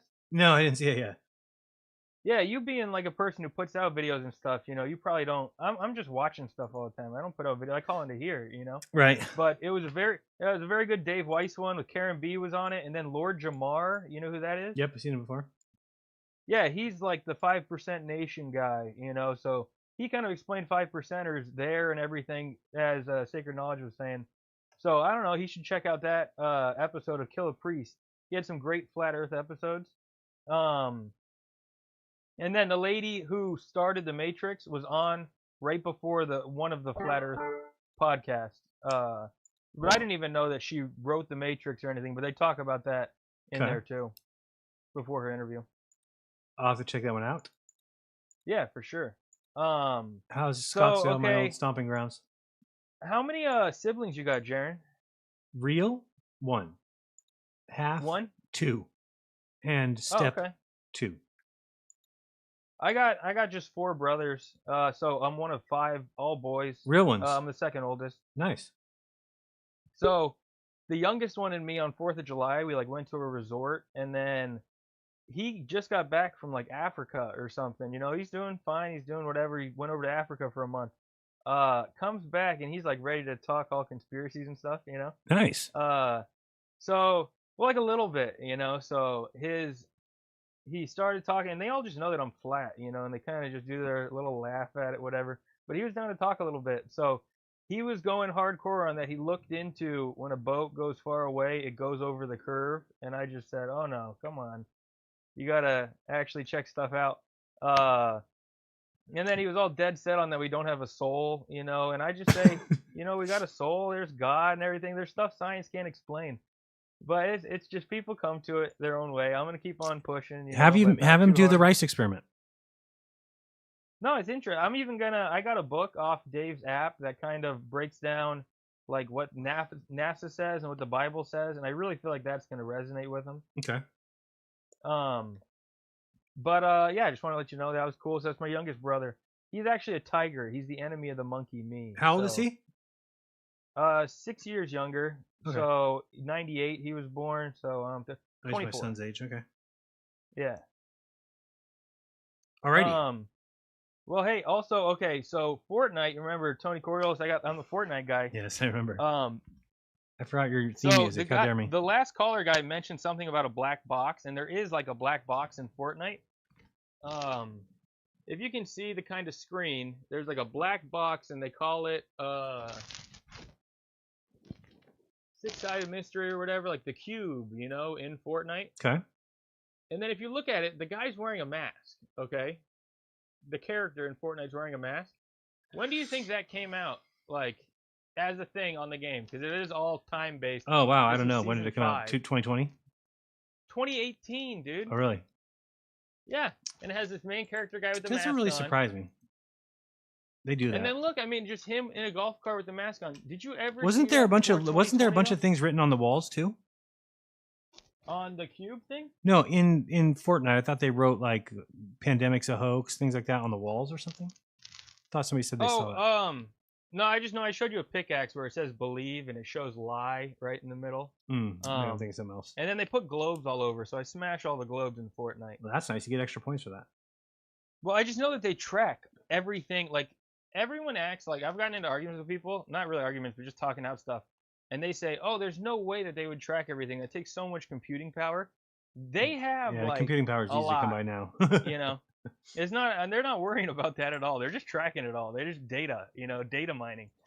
So yeah, I think they know I'm smashing the globes in Fortnite. So all right, that's good. They're watching me. You could be smashing other things, so it's good you've chosen globes. Yeah, and then one last little thing. When I went to my mask burning rally, where I wish I would have recorded it on YouTube, this was my sign. Which one? I don't see it. Oops, I'm looking at the wrong one. Hoax. Oh, nice. Okay. And then on the back, Fauci fraud, Indeed. It was great. I remember I was holding it up, and then some guy driving by, like, put on his mask to be like, oh, look, like. Oh, God. Look, I thought it was the funniest thing ever. I'm telling you, the funniest thing you've ever done in your life is if you see somebody with a mask, just go up to him and go, excuse me, ma'am. And then when he looks at you, just be like, oh, I'm sorry, I saw the mask. The look on people's faces, because they like take a second, like, wait, what? Is that a... It's just funny. I know. I just know I work at my park. I just don't wave at anyone if they got one on. I just give them a look and just... There you go. Like, I wave at like everyone in my park, but I don't wave at them. No. It's just so backwards. I mean, why can't we just go to the... Like, I have no problem. If you're sick, wear a mask. In fact, if I'm sick and I'm going to go out, I'll wear a mask. I don't care. But after you don't all flip this it. stuff, I got a problem with it. Now we got a problem with it. But it just they flipped it, and they're like, because if I'm walking down an aisleway at a store and I see somebody with a mask, then I want to go around them. Oh, sorry, you have a mask, right? 100%. But they 100%. did away, and they made it instead that all the sick people get to go around with their vaccine, and they don't even feel being sick, and then they go spread it. The whole thing, and then people who are feeling fine, no, you got to wear a mask. Well, F you. You can see you no, totally.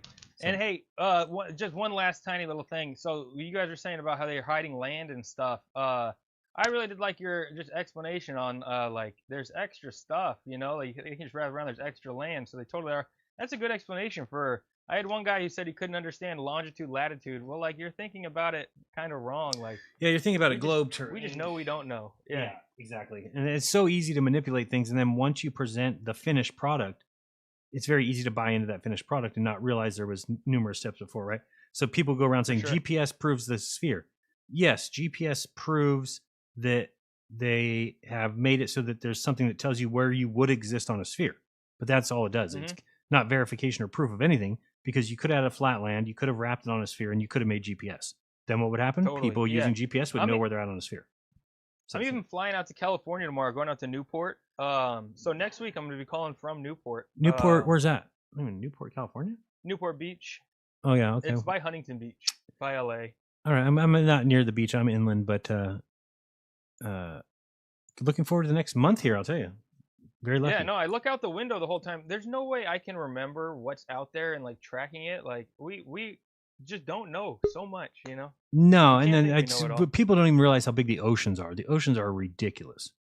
It's like I heard somebody saying the other day. They're saying something like, "Oh, it's not even that deep. It's only 7 or 8 miles." I'm like, do you realize how far 7 or 8 miles is? And now picture that's the depth of the ocean.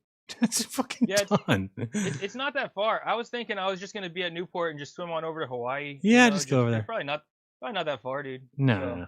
All right, thanks, buddy. Appreciate it. Next week Peace I'll out. get your entrance song. My bad. We've got all good. Primal T. Primal T. Hello there. What's up, Primal? How are you?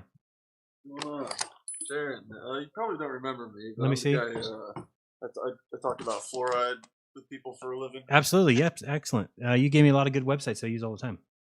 Oh, nice. Yeah. Good to see you, man. Good to hear you, at least.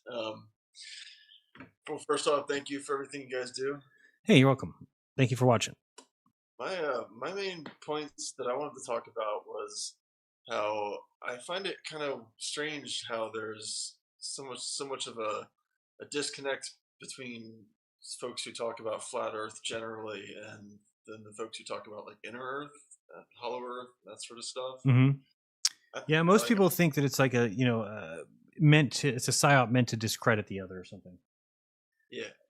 Whereas I want people researching all those things because they may make a discovery in hollow Earth that we would have never found looking flatter. So for me, I'm always into people researching whatever they feel compelled to. Yeah. Do you get into it? Do you have? Yeah, I think that. Definitely the Earth has underground tunnels, and there's probably all the alien races that they want to call alien are just further along humans, or they could even be other types of life forms. I don't know about like dinosaurs, no, but I'm just saying like you could even have intelligent animals, and we would just never have even a clue that something like that could exist. So I do think that there are things that live underground now. And probably will after whatever reset we have coming as well. So, what they look like, who they are, grays, that kind of thing, I don't know.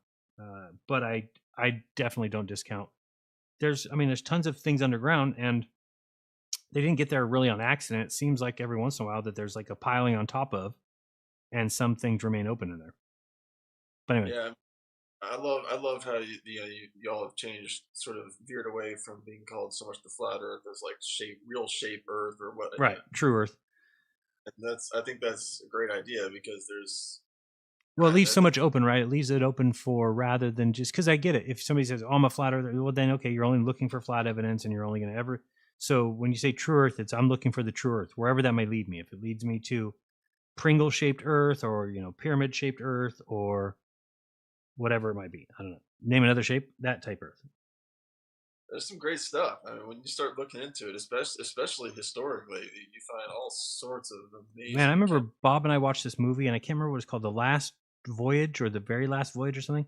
Great movie about Antarctica and these guys that go down south, and they had all these issues. But then the weirdest thing is there was like all these storms, and the next thing you know, they were picked up to the North Pole. It was a very cool story. I think it was supposed to be a real story, that they somehow fell into some portal that takes you straight South Pole to North Pole, because they were picked up at the North Pole, but they were at the South Pole. It's a great story. Is it The Great Awakening, The Last Awakening, The Unforgettable Journey? I don't know, I'll have to look it up, but I forgot what it was called. But it's a good movie. There's great stuff. I mean, there's the one where Neil Armstrong was involved. You know about that one? No, what do you mean?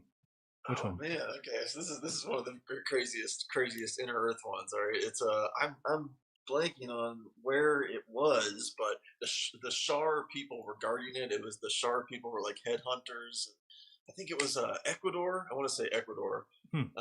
There's a long story that involved a whole bunch of golden plates, mysterious library full of golden plates full of hieroglyphics and skeletons wrapped in gold and all crap. But Neil Armstrong got involved in a millionaire's quest to go explore the inner Earth cave system, and they spent I think it was maybe 11 weeks and millions of dollars on this crazy expedition to find this inner Earth. And they found it before, right? They found the one like in the Grand Canyon, but then it just got dismissed as a hoax. But I mean, all those stories seem legit. They have real people in them. The real people even collaborated down the road. Yeah, that's one too. But no, look it up. Father Crespi, if you ever want to jump into that rabbit hole. Father Crespi. Okay. The fuck, it's I would. My point basically is I would absolutely love to see a Globebuster show covering some of the inner Earth stuff, because. Okay, I'll tell. We've been looking for some topics, so I'll tell Austin. I think that's a good one.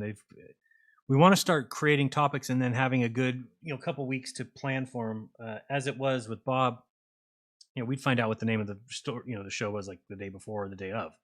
So we never were able to put together, we would talk about the subject and we maybe have a couple things in our head, but we really want to put together some like presentations. So something like that we know ahead of time.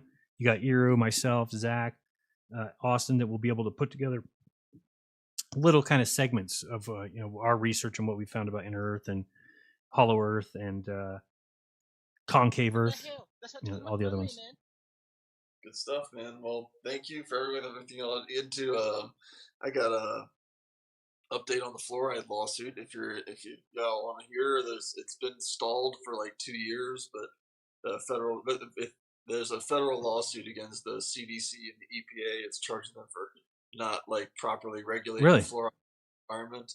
And historic. It's been going on for like 7 years, and we're all excited about it. But it was stalled for 2 years, and it's now been revitalized. So it's back on the table. The judge essentially needed to look at both sides of the information and then come to a conclusion. His conclusion currently is that he's leaning towards being like, this doesn't make any goddamn sense. Why are we doing this? So it might look like some major changes on fluoride recommendations on a federal level. It should be pretty nice. That will be awesome.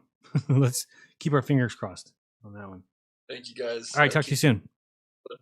All right. And sorry, I know I'm rushing people, but I am tired, and it's a 7-hour drive is not fun with a 2-year-old. Let's add the last person here. Alex again, or different Alex? Alex. What's going up this week? Hey, what's up, bro? What's up? What's going on? Hey, my girlfriend actually had a question for you. So I'm taking. I'm sorry, I can't do that. It sounds like fun, but no, I'm taking. What's that? Oh, sorry. What is it? Go ahead. I was just wondering about the marks on the moon and why it looks like a face. I don't think it looks like a face. I think that, it's one of those human things where we can see faces in circles. It's just kind of what we do, but I don't think it necessarily looks like, and I don't know anything about the markings on the moon. You're talking about the craters, or you're talking about the dark spots? I guess, yeah. Yeah, I don't know. It's baffled me. I mean, the moon is one of the weirder things that there is. And I don't think it's physical, but it looks like it's some sort of either a projection or a reflection of some type that kind of seems wavy, like it's in water. It's just all very weird. But I wish I had more detail for you, but I do not know what the markings are, but I don't think that they look anything like a face. Really? Or a rabbit. Or a rabbit. I've never heard the rabbit. Oh yeah, they say there's like a rabbit on the moon. I think that I could actually see that. I'm not really sure I see the face. I mean, there's just like a big blotch. If you want to call that a mouth and eyes or something, I guess you could do that. But you think it actually looks like a face, like it's meant to look like a face? I do. Really? I'm gonna look at the moon now. I have thought that many times. And where are you guys at? In California. Oh, okay. Well, you don't ever. I thought maybe you saw it upside down and saw that way. Yeah, I don't know. Where's the mouth? Where's the? Like at the bottom. I don't see it. You're gonna have to draw it for me sometime. All right, I will. Okay. When I can. Draw it and then send it to me on Telegram so I can look at it because I don't see a face in there. Excellent. Sold. Also, do you have an opinion on numerology? Yeah, well, I mean, it's awesome. I think that again, some people go too far, but the elite use it. There's power in numbers, so I think it's good to look at things and break it down. But I don't go too crazy with it because I realize, like, first of all, anybody who uses it for sports is just barking up the wrong tree, in my opinion. They think that what they do is they go after the game and then they try and go back and apply, and everything will make it's easy. In a baseball game, you've got batting average, pitching, earned run average. You got how many home runs, what's our on base percentage, what's the score? It's 10-5 in the top of the third inning, and it's so when you have that, then it's very easy after the game to go back and find numbers that make sense. And he scored here and this, and he was batting 353 on the 353rd day of the year, and it's just like, yeah, you can do that all you want, but you're not doing anything. What good is going back after something has happened and then say, all these numbers apply to it? Great, but you did nothing to help anybody at all. So for me, I don't really do that, but I do think that it's there's some things. NASA always saying something about peanuts. They have their lucky peanuts and peanuts being at 33, and I mean those kind of things are definitely by design. Peanuts being 33, I've never heard about that. Yeah, I'm trying to remember if it's maybe it's peanuts or something. I have to remember which one it is, but they always say it, and they always have a little jar of peanuts on the counter. If you watch a NASA like landing or something, they always have a jar of peanuts in the corner. It's like they say it's like a superstitious thing, but then you look into it, and I think I don't know if it's. I know it's RV who used to say that, so it must be his Chaldean one, right? That maybe he used that one to get 33 out of peanuts. I think I'll have to check into that, but that's how I remember it. Anything else for me? Oh, okay. No, that's it. Thank you very much. All right, guys, later. All right, so I'm going to show you one thing, and then I am going to skedaddle after I do the tips. I'm going to close down that one. But I wanted to show you, just because another thing I see all the time happening is people saying that the Earth's spinning is spinning at one rotation per day, right? So let me just show you here if I can get this thing to work. Let me try this. I'm going to go with, get rid of the clock. There we go. And add the, let's see if this works real quick. So hope everybody's well. I'm going to read the super chats in a second. Thank you very much for the support. It's greatly needed and appreciated. And yeah, I want to start doing some more videos. I still got to get some things done that I'm behind on video-wise. So we'll do that first. But then I want to get back to at least making like a video a week, kind of a, I wouldn't call it a documentary, just videos like I used to. I miss doing that. And I've got so much material. Let's go here. But I think I'm going to keep doing the Thursday, Friday for sure. By the way, Saturday at noon Pacific, I have Mike Winter and Alec Keck from the Way Forward podcast. And Alphabetic is where Mike Winter's from. They're coming to talk about the end of COVID.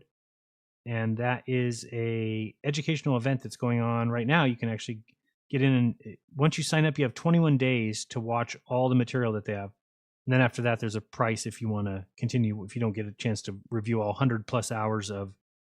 But it's supposed to be an education event where you go in saying, I don't know what this whole thing is about germ theory. And then you listen to 25 doctors, and then you come out on the other end and you understand it and can teach others it. So I think it's a pretty cool idea. So definitely check that out. And you can I did have a link, but I don't have it right available, so can't give it to you right now. All right, so let me go here and see if we can get this up. What is that? Clock? No, that's fine. Is it that size, though? It's a little too big. Wonder why my drawing program is not working today. This is really weird. Very, very strange. Okay, let's see if this works. If I can't draw, then what's the point? Can't just talk through things. Let's see if this works. Stop it.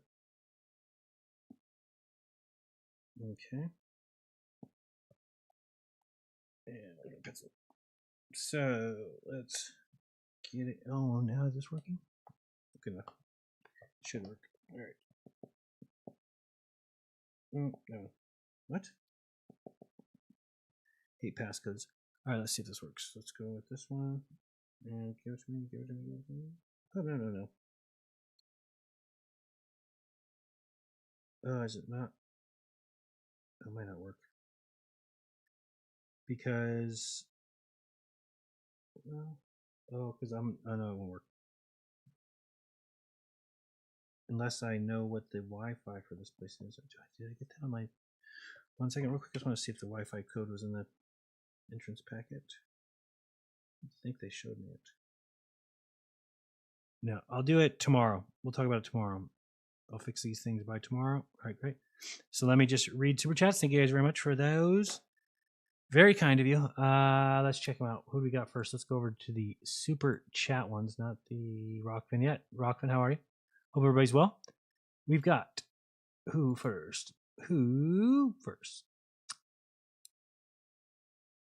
So the ones from earlier today, we had $10 from Canada. Blake, hey Blake, nice to have you. Nice to see you. He says, good to see you, Jared. Are you done scamming people yet? Yes, I scam people. Just so many people have been scammed. Go look at all the people claiming they've been scammed by me. So many people, and there'll be many more. So just don't ever stop. That's my nickname. El Machina. We've got $4.99 Marooned 1969 film. Okay, we read that one. Will I Stay Asleep? I hope that was to McToon. McToon, do you believe in Santa Claus too? The answer is no, of course not, because he's been told that Santa Claus isn't real. Okay. $10. The Earth is flat. Vaccines are for Depop. The moon landing was fake. Chemtrails are geoengineering. Global warming is a hoax. Stand up against scientism. Wow, Justin. Well said, my friend. Thank you very much for that. 1999 from Jeremy Bird, and he said no comment needed. Thank you very much, Mr. Bird. $9.99 from AG. Thank you very much. And Roger Kelly. Thank you guys very much. Very kind of you for the support. Let me go over to the Rokfin. Rokfin, hope you guys are well. 27 people. We are just rocking out over at Rokfin. Look at the numbers just through the roof. James Carter. Let's see here. Oops, that's not where I was going. Let's go to tips. That's better. Tiffany Vinci. How are you, Tiffany? Nice to see you again. I think I saw. We doing a conference in, right, or consultation? I think I saw you. And Travis Hamilton says, good to see you back. Amigo, come get that ink. Yeah, I got to do that. I don't know. It's just a tough one for me. It's a very tough one. Again, as I said, do you ever put bumper stickers on a Bentley? The answer is no. And so I'm apprehensive about throwing a bumper sticker on. But no, I like sleeves. I think they're cool. So maybe I will do that. So tomorrow we got the Jeranism show. That's at 3 p.m. Pacific. Should be a fun one. I'll be from my new digs. I wonder if I'll do it from outside or something cool. I might try something cool. I don't know. We'll see. Should I do it live from the pool? But I got to get a bartender who looks like, I don't know. Who do I want her to look like? Who's the girl from the movie Year One? I forget that girl's name. You know what I'm talking about? Wilde? Yeah, Olivia Wilde. If she could be I'm gonna look at that. She'll be the bartender. Yeah, that's a good idea. Should be a good show tomorrow. All right, I am heading out. If you need me, t.me/Jeranism. That is where you find me on Telegram. I actually get to those. If you are somebody who won a prize at the raffle for the summit, hold tight. We've almost contacted most or all, but I think there's a few we're behind. And then the 3 people who won Billy Zigg's signed book, last time I talked to Billy, none of those people have got back to Billy yet. And if you're the person who won like the video game, I'm sorry, not the video game, the Apollo game or the hat and that kind of stuff, I will contact you probably tomorrow for your address. All right. So thank you guys for bearing with me. I know it was a late night and it is, it was kind of all over the place because I'm not in my normal location. I am in a fancy ass house. I never thought I would ever get to do for a month for free with a house cleaner. And we showed up and there was like somebody delivered paper towels and toilet paper and Tide and all the stuff that we don't use Tide, but to the front door. And the house is just beautiful. I don't even know how much this house would probably cost. Probably, I don't know if I would say a couple million, clearly 1 million, but it's got like a miniature golf course in the backyard. What's like putting green, I guess we call, not miniature golf course. You don't get the windmill and the, that kind of stuff. But it's got outdoor TV. That the TV outside's got to be 60 inches. So anyway, very cool that he got to offer that to me, and I guess we're even now. So even though we're probably not, I'll give it to you. This will be well worth it. Mavie loved it. He had good fun today. We got here late though, and so is that it? I think that's it. Much love to you guys. We will see you tomorrow, 3 p.m. Pacific. If you need me, Telegram. Love you guys a lot. I remind you, do your own research. When you do, you'll never again believe all that bullshit you've been taught. Till next time, this has been Jeranism. And where's that outro? We already played this one, didn't we? Let's play a different one. Sorry. I don't want to. Which one do you want? You want the Jeranism song? I do. It pumps me up. Let's do that. Where is it? Oh boy. Sorry, I lost you. Come back. I have to open this first. Where is that at? It is in my pop player. All right. Is that going to come up over there? Let's put pop player on. Pop player. There we go. And that way. Oops. I got to change that logo. I forgot I still have it set to solstice. Okay. We'll put this up here. And now we're going to head out. See you guys tomorrow. Be here. Please support the show. Come hang out with your boy. Get off the screen, please. Hold on. Everything's frozen. Nope. I want you to reset right now. Or update. I didn't ask for that. Didn't consent. All right, here we go. There we are. All right, so this is. Oh, you know what? It's not going to be here, is it? Just my luck. I don't think I have it. We're about to find something I have. What do I have? We've got. Oh no, there it is. I lied. See you guys shortly. Till then, peace. Okay, this is going real well. Why does it say not found? Playlist settings. Oops, not the playlist settings. Let me see. What's this song? Huh. I don't know where it went to. Let's try one thing. This one. Oh, you know what it is? A lot of my stuff's on my temporary or my, what are they called? Extended drive, and I didn't bring that. It's a. Huh? Oh, that's the wrong one. Oh, and everything's on my. Yeah, that's why. Okay, most of the stuff is on my external drive, and so I'm not gonna have it now. Is there anything over here that's not on the external drive? Let's try. What song do we have here? None of those are songs. That's not songs. That's not songs. Nope. Nope. Nope. Nope. This is a PPG. Nope. Oh, we got to go with that one. There you go, guys. Be here tomorrow, 3 p.m. Pacific. Till then, peace. Yo, it's me, Slim Shady. Or should I say AI Slim Shady? My buddy Jaren asked me to rap his lyrics to my beat, and I replied, do globe believers pee sitting down? I'd be happy to, Jaren. Today we'll be going after the space lie and pseudoscience. And speaking of pseudoscience, my buddy Michio Kaku is here to tell us all about the science he's been doing. Mr. Kaka? Nobody that I know of in my field uses the so-called scientific method. Wow, that is the definition of pseudoscience. Lots of that going around lately. Did you know that gravity isn't even a force anymore? I'll meet you a cop to tell you. We'll be right back with the song. Does gravity pull you to the floor? No, there is no such thing as gravitational pull. We lied to you. Till I collapse, I'm exposing these rats and their evil plans. Sniffed so much deception, they call me Toucan Scam. All of your notes, it always knows the first place you should go. You can find Flat Earth Dave where? Deep inside the rabbit hole. Clovers tangled in knots, they're a bit handicapped. They're just jealous that we got the Flat Earth clock app. Like a slap across the face, it's an immediate disgrace. You blaspheme their religion by saying NASA fake space. Pure government corruption in they wicked disguise. They stamp out all rebellion and reward those that comply. They manipulate the facts and they spread lies through the media. The Liberati, the Snopes, Facebook, and even Wikipedia. They lie like a lot, and they're not gonna stop. Is the Earth scared, or is just something they made up? You aren't spinning or flying through space. Yo, Globers, listen up. You can't see 25 trillion miles away, you dumb fucks. Till the dome comes off, and the secret's out. You can scream and shout, but I won't shut my mouth till the glow fades out. Am I high? Perhaps I'ma rip this shit and watch your balls collapse till the dome comes off and the secret's out. You can scream and shout, but I won't shut my mouth till the glow fades out. Am I high? Perhaps I'ma rip this shit and watch the balls collapse. This story is tragic.